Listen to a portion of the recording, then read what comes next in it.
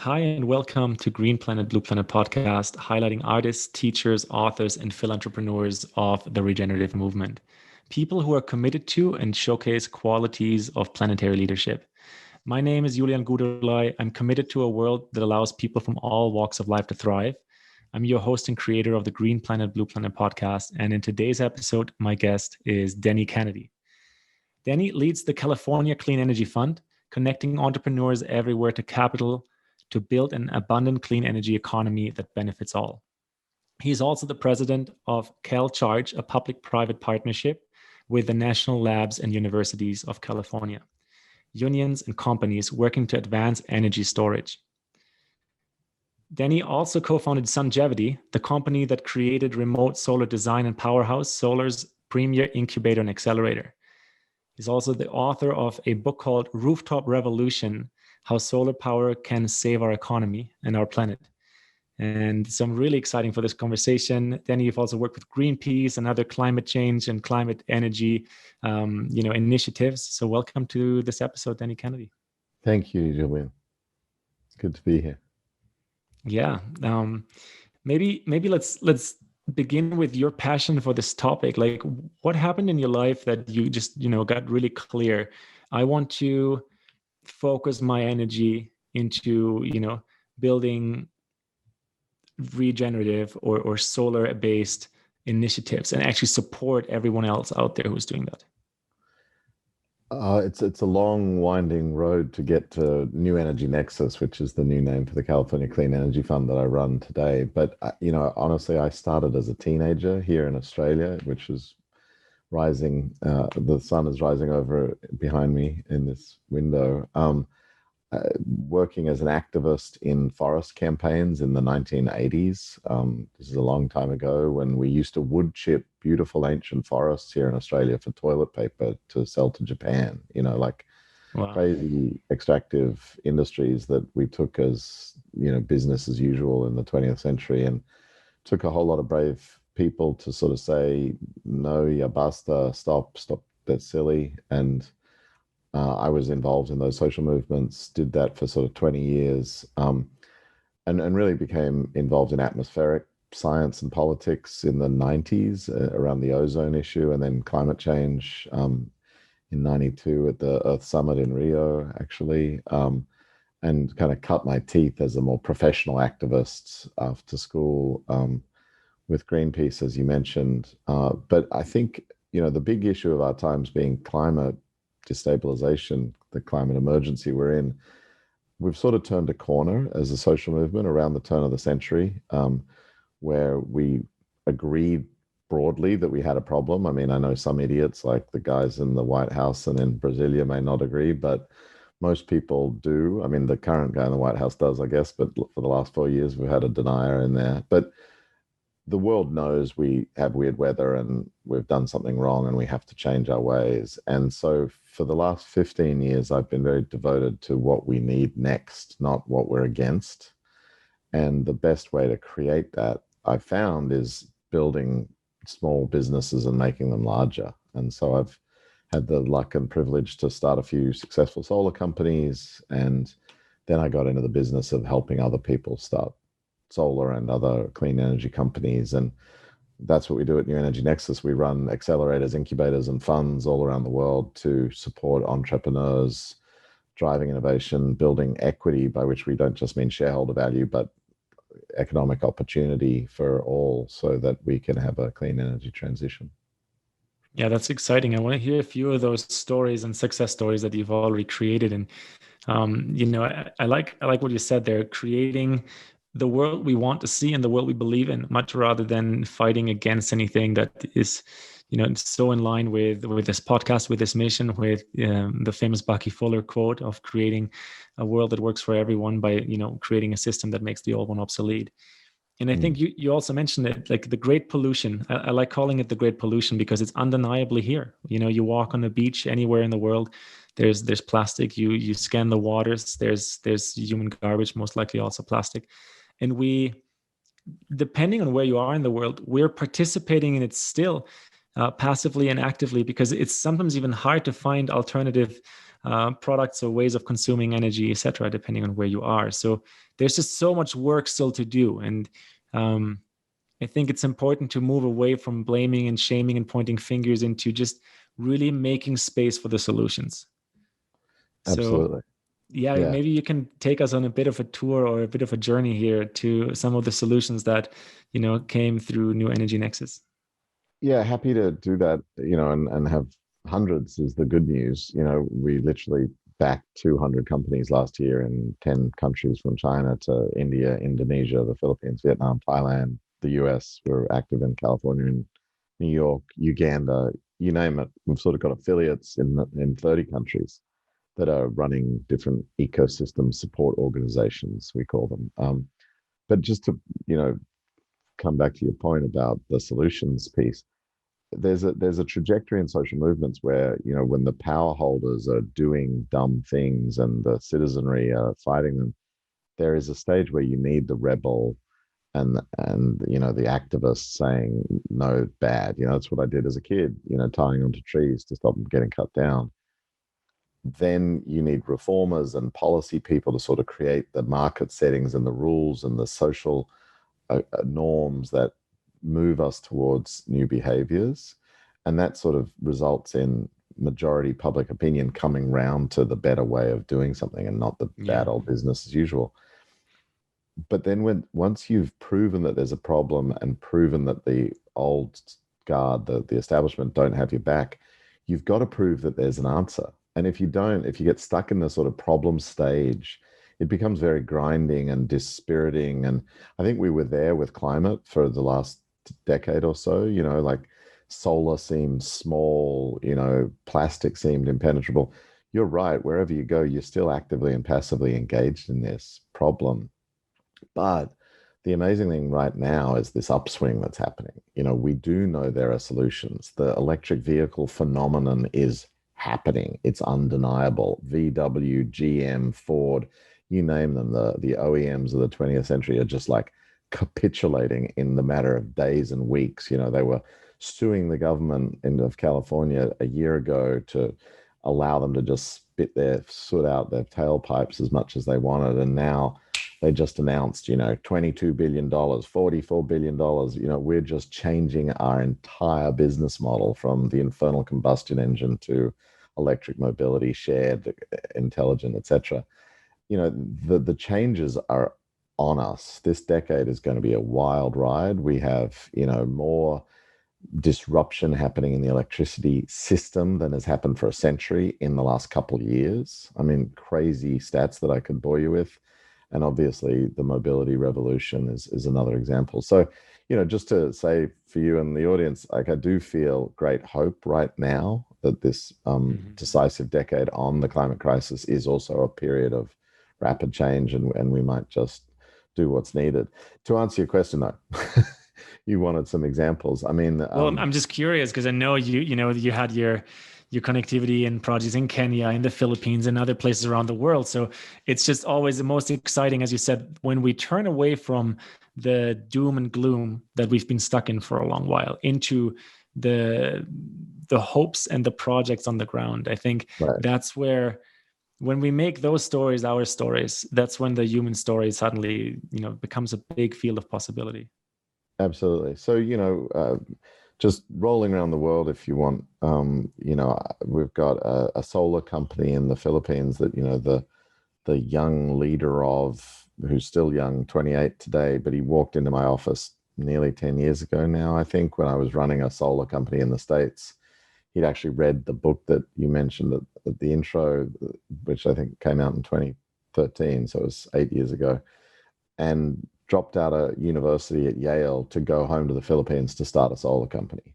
And that solar company today has hundreds of megawatts under operation, gigawatts in its pipeline, literally, 1,000 employees, and he's producing the lowest cost power in the country of the Philippines. And, it's one of the reasons that the Philippines late last year announced a moratorium on new coal being built in the country, because the government's just sort of accepted the economics, which is that would be a more expensive proposition to furnish their population with electricity than doing it with clean energy.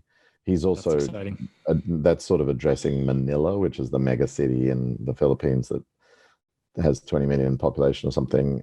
There's also rural and island grids that are mostly diesel powered across the Philippines. They produce really shitty, expensive electricity, like 6-hour power they call it, and it's high cost.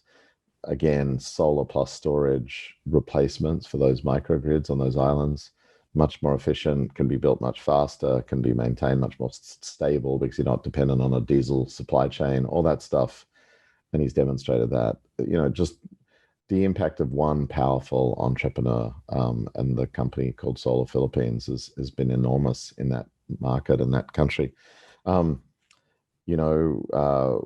got in the Indonesian market right now, we're launching an online training course for solar entrepreneurs like Solar Philippines, but to happen and grow up in Indonesia, because Indonesia has almost no solar market. I mean, this is a country of 300 million people. They're, very low in terms of energy consumption per capita. They're going to grow enormously. It's a very dynamic economy. It's fast growing. They're young. They have aspirations like all of us. They're going to electrify mobility because that makes sense. It's cheaper, better, faster. That growth in electricity demand, currently the government plans to meet with coal and diesel on this huge 7,000 island country. But it would make a lot more sense, given they're sitting in the tropics, to do it with solar. And there's just no industry to speak of. So our Indonesia program, if you go to the New Energy Nexus website, you can sort of go through and sign up yourself for a Bahasa Indonesian school to learn how to start a solar company. Because nowadays, 20 years into the solar phenomenon, the Rooftop Revolution, as I once called it, you can kind of get an open solar account on the web, a freemium software, to build a business, make a sale, secure the kit, install the system, design it without even going to the site in the first instance, and basically run out this vision of power to the people very simply. So again, I could keep going. If you want to go around the world to Uganda, we have incredible Let's do one more, yeah. work training mostly women entrepreneurs, mostly in what are called community-based organizations in Uganda, to build businesses selling basically 4 products: better cook stoves, because they're very damaging cooking processes there. We can make them more efficient, use less wood, produce less pollution. Solar lamps and solar home systems, just sort of like small 100-watt, 30-watt panels wired up to a phone charger and 3 light bulbs, say, and then an energy efficient water filter, because instead of boiling water to make it drinkable, you can use water filters. So we sell those 4 products through these micro enterprises, which we train entrepreneurs to build and run in the village. These are people living on $2 and $3 a day. These are non-electrified places. And we finance or microfinance their inventory. So we make it possible for them to sell their products, and then get the community to pay them on loans and various other financing programs. We've built over 100 companies there, mostly led by women. They've touched like tens of thousands, 70,000 people in the last 5 years. And they're building margin-generating positive enterprises in their communities. Again, the enterprise value is very small from an economic point of view, but the impact is enormous. And right, the impact is enormous. And then if you compare that to whatever the earning of these people was before a solar enterprise kind of came into their life, it actually is maybe not a tremendous impact from a European or North American perspective, but it still is a very, very meaningful impact. And I think this is something that when we use the word climate change, we often forget to address the huge social inequality on the planet that is kind of just perpetuating this current status quo, right? And so when we address that at the root, and what I really hear through the stories you just shared, if it's the Philippines, if it's Indonesia, if it's Uganda, there's this potential for many countries and many people to leapfrog straight through all the learnings and the mistakes we've done in the Western countries. 100%. In fact, our sort of shorthand for our vision, which is one I'm sure we share, you know, a world where everyone has what they need and in the shortest time possible to prevent climate change. We say 100% for the 100%, 100% clean energy for 100% of the population in the shortest time possible. And you know, the great thing about clean energy is it has this emancipatory potential, not to sound too sort of highfalutin here, but fossil fuels were death from beginning to end. You know, they're a system of extraction and pollution and devastation from start to finish. The opposite is true. We can literally, you know, rather than concentrating wealth and power, both figurative and literal, in the hands of the few people that can capitalize the mine or the oil rig and then burn it in a concentrated way and send it down a one-way pipe, we can make everyone the owner of the productive asset. We can democratize the control of those assets through the distributed nature of them. I mean, we can is a key word. Whether we will or not, or whether we'll centralize control and power over these things is still to be seen. But this is a beautiful technology set, to sound a little bit ridiculous, because it can indeed give everyone their superpower. The fact that we all live in the sun and make our way in the world because of it through photosynthesis, and now photovoltaics give us the power to have what we need in the 21st century, which is electricity. You know, it's what runs our lives. Which is also a great way, not to jump in there, Denny, but that's also a great way to just understand life in general. Like, we're in quite the miraculous cosmic constellation to have life on this planet in the first place. And so the sun is photosynthesis, now photovoltaic. It's our, you know, source for this life. And so anything else, I think if we look back on this society 200 years out, 500 years out, we'll shake our heads about the time we just are just emerging from, for so many reasons.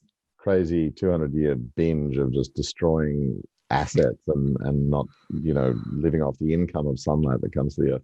Just to tell you, the company that I first started when I left the sort of activist career I had was called Sungevity, as you mentioned, and that's a made-up word, you know, like so many sun-named companies. Sungevity is now the biggest solar company in the Netherlands and doing very well. It was acquired by Engie in Europe after a couple of years after I left it. But Sungevity, we came up with that idea for the length of period for which the sun exists.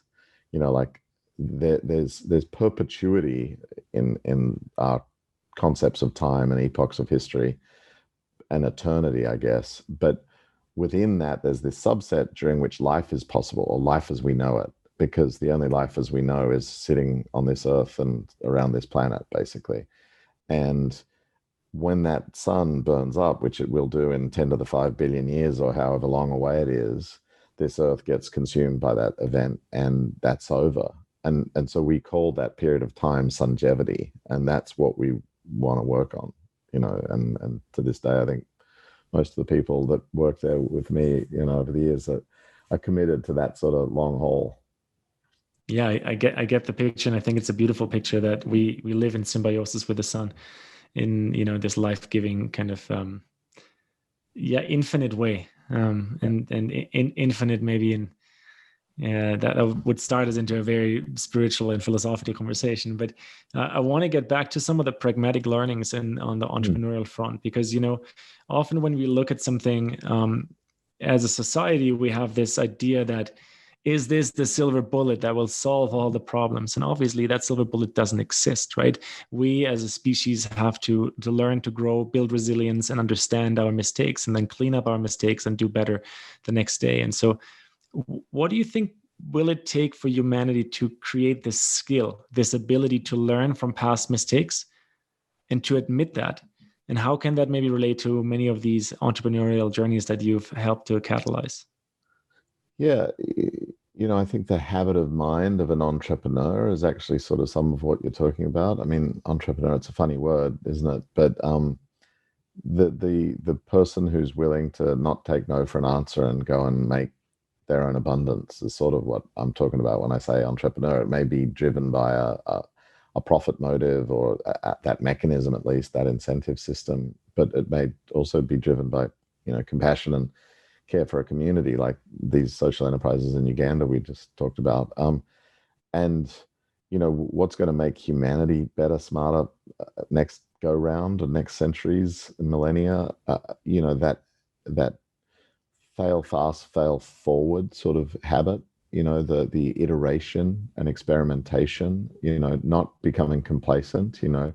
Fossil fuels made us fat and dumb. We thought we had sort of found this way to do work and substitute labor with motive force and engines and stuff, but we did it at our peril for a couple hundred years here, and we never sort of updated the machine. We didn't do the upgrades. And so if we come out of this going, we're not going to go there again, we're going to continually optimize and improve, and optimize for real things, not just money, but people's health, planet health, social benefit, education, those things, then that could be a wonderful learning journey that we could be on. And another thought for you, just in terms of things we're learning that I think portend possible lessons for the future, is sort of an ecosystem value around risk and redundancy, and the fact that we need to try many things. To your point, there's not a silver bullet technologically. I mean,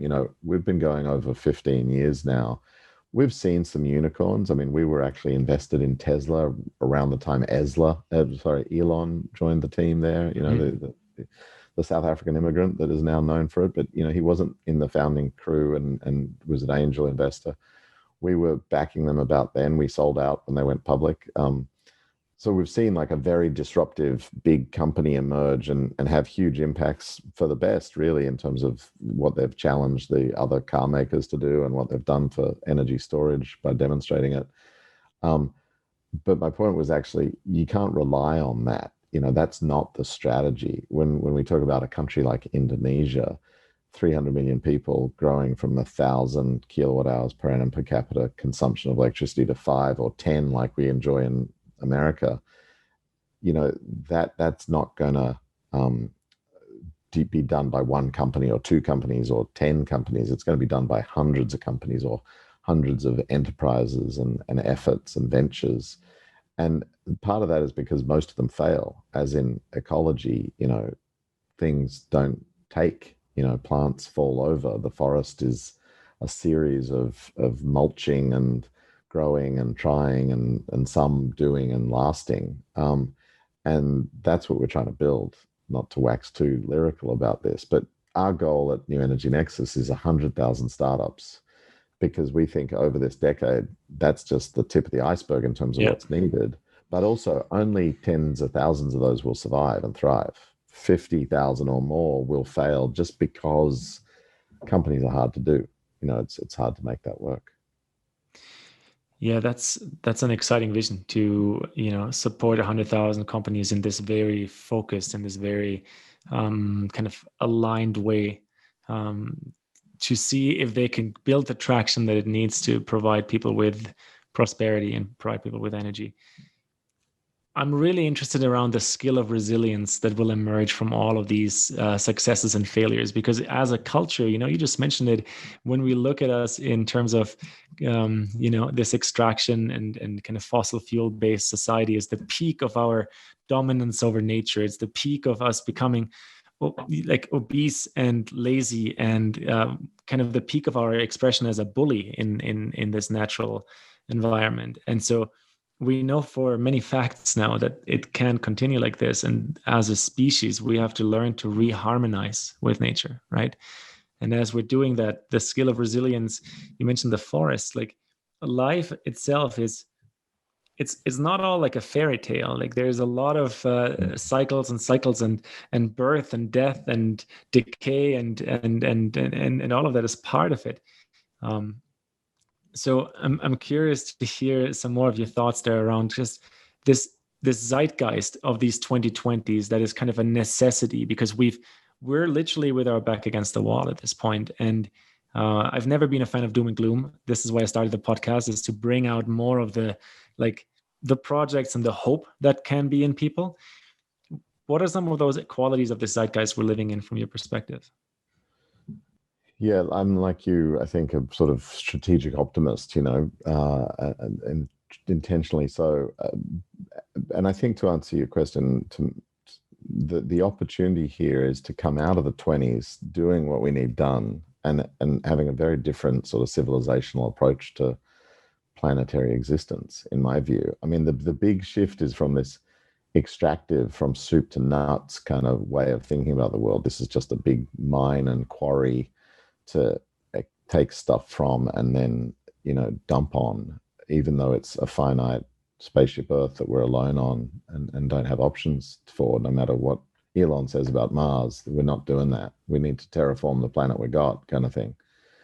So, and just to throw something in there, we're also not alone on it. I know humans like to see themselves at the center, but all the life that's here, all the animals that are here, the intelligences in the flora and fauna, I think that's part of what we're just at the brink of understanding. At least I can see that in my own life and in my own circles, is we're just understanding how intelligent this planet really is. Yeah, I just read this wonderful novel. I don't know if you read it, the Over story about trees. Not yet. No, I'm reading a tree book as well. They're called the Hidden Lives, the Secret Lives of Trees. Secret Life of Trees. Yeah, yeah. So related story. Interesting. Yeah, it's a novel, but it's fantastic. About that very fact that our science is only just starting to get some perception and some wisdom about these things. But to the zeitgeist, my thing is we're on the cusp of a kind of circular economy potentially for humans going forward. Like if we can thread this needle, which is not easy, just to be real, we've got to be, honest about our hope. But we drive these solutions to the scale they need to happen at the pace they need to happen. And we come out the other side and we're running our societies, whatever they look like then in a changing planet, on silicon and lithium is kind of the scenario. These are two materials that are the kind of core of the photovoltaic product set, which is going to be 90+% of the generating resource of electricity over the century. Like, without being too doctrinaire about it, I just think that's the fate. And finally, the International Energy Agency came around to that view last year, saying solar is going to be the king of electricity. And then the lithium story is the critical element because of its energy exchange and lightweight in energy storage, which facilitates all the renewables. The good news is those things don't get used up when we use them in photovoltaics or in batteries. They are what's called a stock, not a flow. Fossil fuels flow through the economy. You kind of dig up coal, you burn it, you aspirate the thing into the atmosphere, and it's one and done. Lithium you can put into a battery, use for a decade or more, and then recycle fully, and it's as useful as it was the day it was taken out of the ground. And so just a couple of decades hence, we're in a position where we could have enough lithium and silicon on the surface without having to continue to dig holes and extract more and put through more. And with a circular approach economically, by valuing those products and building the businesses to take them on for second life and then recycling and so forth, we could actually use them on and on and on in many generations and many times over. And so, our children's children's children could be using the stuff that you drive around on next year in your electric vehicle. That's my point. Rather than having just burnt it and stuck it in the sky. That's a really big difference that I think we're not really fully conscious of, but makes us more at one with the home and potentially able to fit within the ecosystem. Does that make sense? It makes total sense. It's also an interesting kind of zeitgeist connection to a question I usually ask at the end, which is around our, multi-generational perspective. And so I think that's what's emerging in this current way of looking at the world, is that we're really only here to prepare the world for our ancestors. And so if we use up everything and pollute everything, that at some point, and this is pretty much our generation now, there won't be too much left, right? And it's fascinating to have that picture in our mind that maybe that electric car, that electric vehicle we're driving in now can be recycled in a way that future generations can use it. It sparked a follow-up question in me, which is about the big picture of trash. And maybe, I think everyone at this point has an emotional kind of connection to trash that can, that's just devastating to a certain degree. But from an economic perspective, is there any, perspective that we can look at trash and renew our perspective onto trash? Yeah, I mean, I don't want to sound Pollyannish about it, but I think, thinking of it as a resource rather than some waste stream. That nature abhors waste, right? It's all going to get put back into the system somehow by the mycelium or whatever. And so, just a very pragmatic example, there's a big, hype right now about battery companies. We've been doing batteries, like incubating battery companies in California since 2012. As I mentioned, we were early in Tesla. We've got 6 companies right now in a Cal Seed portfolio that are, energy storage, diagnostics for battery stacks, second life deployments and applications for batteries taken out of EVs, all these sorts of business models that will emerge around, the massive build out. And then we're also promoting the domestic battery manufacturing supply chain in the US.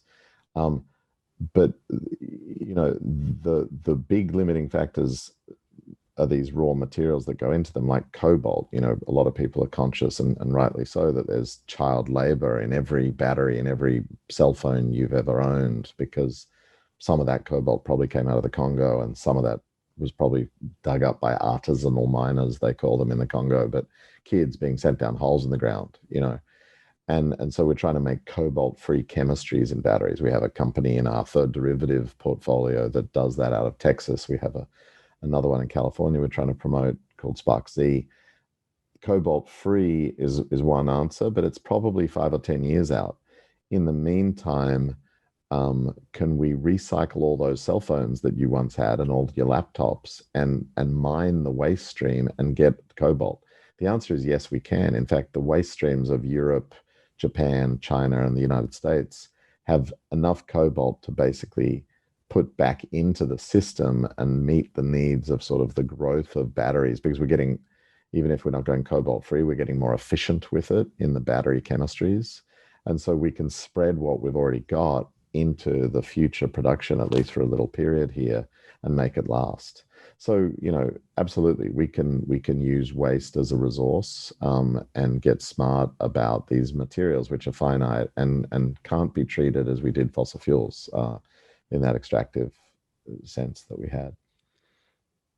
Thank you for that, like, super, in-depth response to this question, because I feel like you have a lot of knowledge around this that most people don't have. And what's interesting about all of these topics is, yes, there is a perspective where this sounds, you said Pollyanna-ish, where it's like, oh, we're all just too optimistic. But really, we're coming back to what we talked about 10, 15 minutes ago, where we're addressing at the core of our action. The principle is life is at the center. How does life do it? How does Mother Nature do it? How does our constellation in this solar system, how does that come to be? And so when we look at the fundamental principles of life, you mentioned the mycelium, this regenerative way is nothing we're inventing. It's something we're starting to harmonize with. And so, of course, our massive kind of trail of trash, well, let's better hope it's going to be useful at some point. And so I think, especially when it comes to podcasting and talking about it,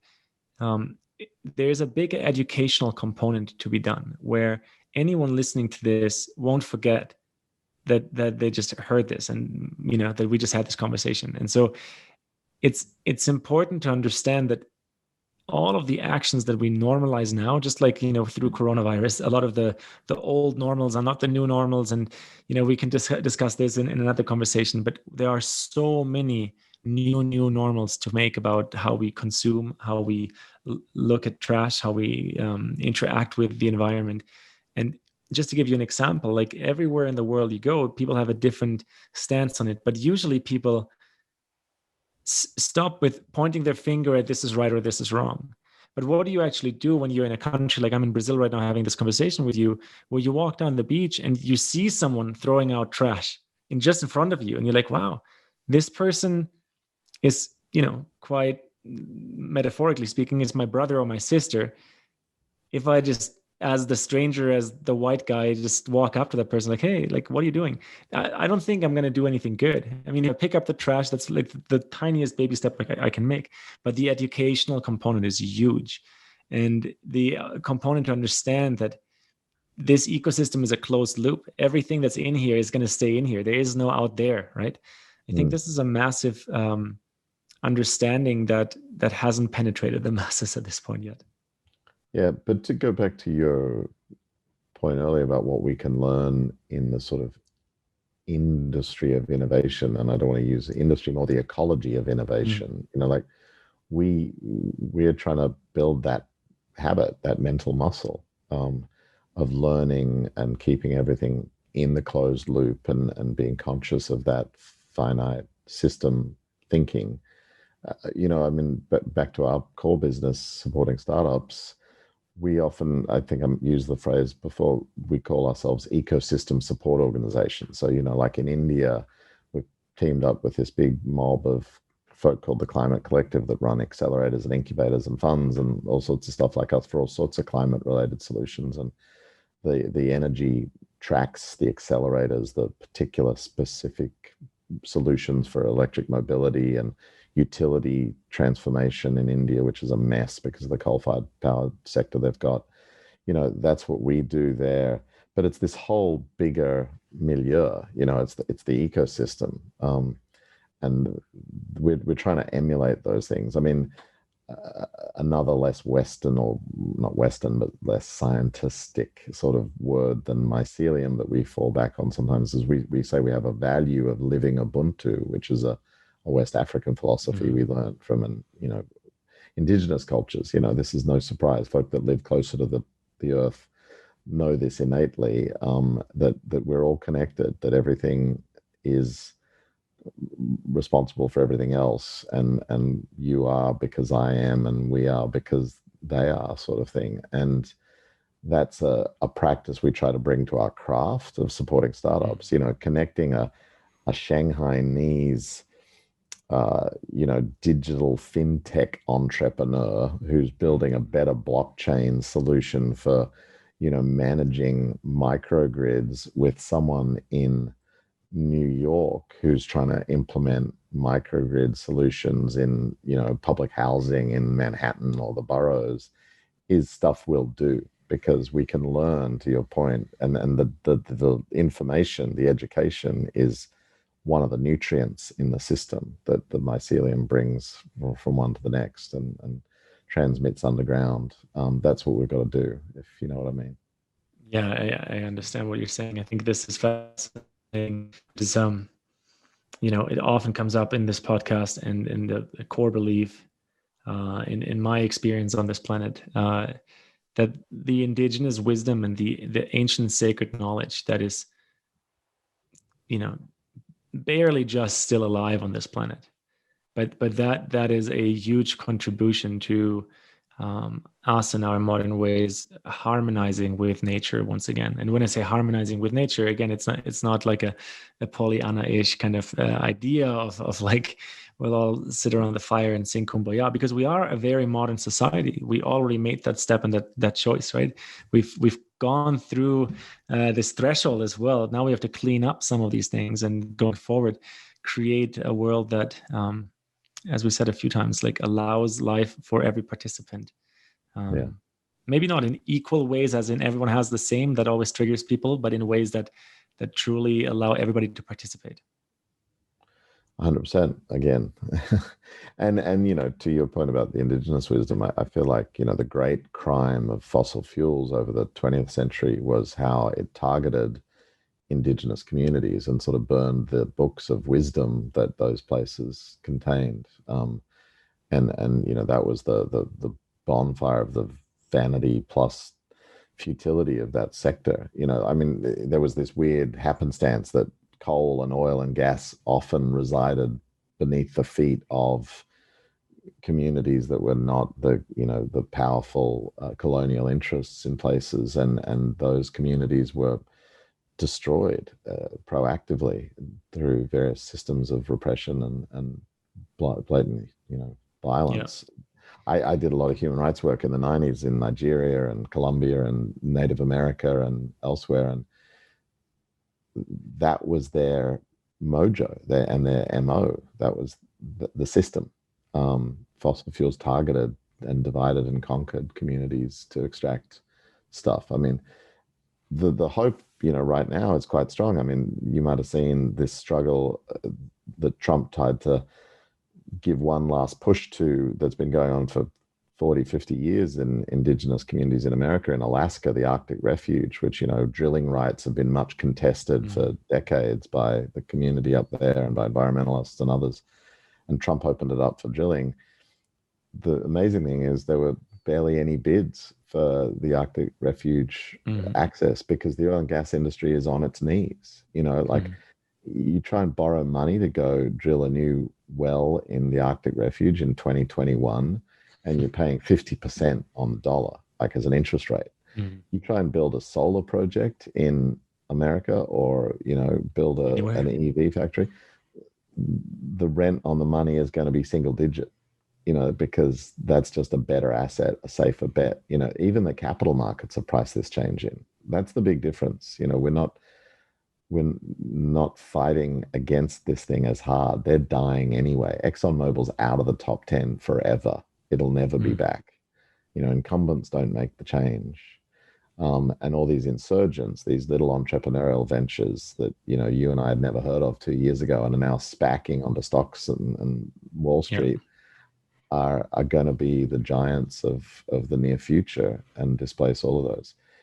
There's challenges with all that in the political economy sense, and they have to do right by their workers and this generation. But it's a very different proposition to that violent system of the fossil fuel economy of the last century. It's really great to hear you speak about that, Denny, because there's you're well versed in the economic and political way of addressing these problems. Because when we just feel with our heart and we're connected to these things, are absolutely obvious. But then also, because we live in the society that we've built, we have to amend from what's there. We can't just entirely wish it away. That would just not be grounded in reality. And so this has been the work of the last 20, 30 years of activism and then smart entrepreneurial action. And so I'm so glad to have you on for this conversation in this episode.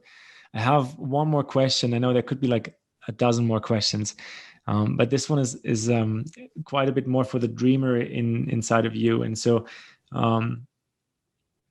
given a 7-generational context of roughly 210 years or something like that, what's your dream for this planet, for our species, for what we're doing on this green and blue planet?